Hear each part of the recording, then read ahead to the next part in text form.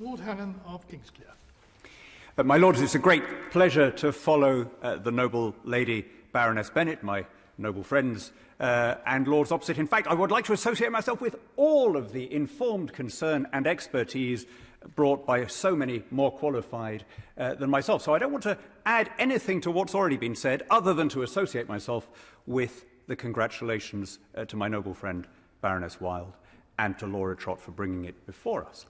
Instead, allow me to invite your lordships to ponder the somewhat anomalous legal position in which a 16 or 17-year-old British subject finds himself or herself.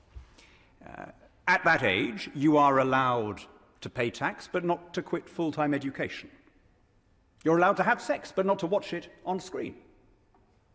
You're allowed to smoke cigarettes, but not to buy them. Now, of course, anomalies are intrinsic in any legal system in our imperfect Aristotelian sublunary world. An anomaly is not intrinsically a reason not to do something. Nonetheless, there has been something of a harmonization around the age of 18 as the moment that we recognize legal adulthood and informed consent.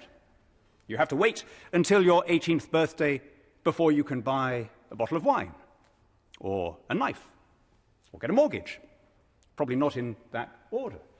You have to wait until you're 18 before you can serve on a jury, or indeed be confined in an adult prison. And so, in a way, all that this legislation is doing is bringing this procedure into line with what we are increasingly recognizing as the age at which adulthood begins.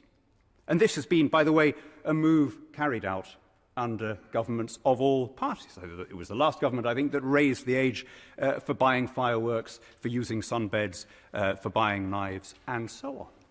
Let me just leave you with the thought, my lords, that it would be an extraordinary thing to ban people under the age of 18 from making all these decisions about their own bodies while enfranchising them and thereby allowing them through the ballot box to play a part in deploying the full coercive power of the law on the decisions that other people are allowed to make. If 18 is the age of adulthood, it would be extraordinary, whether in elections or referendums, to lower it to a lower age than that. If you can't get fillers, you shouldn't have the franchise.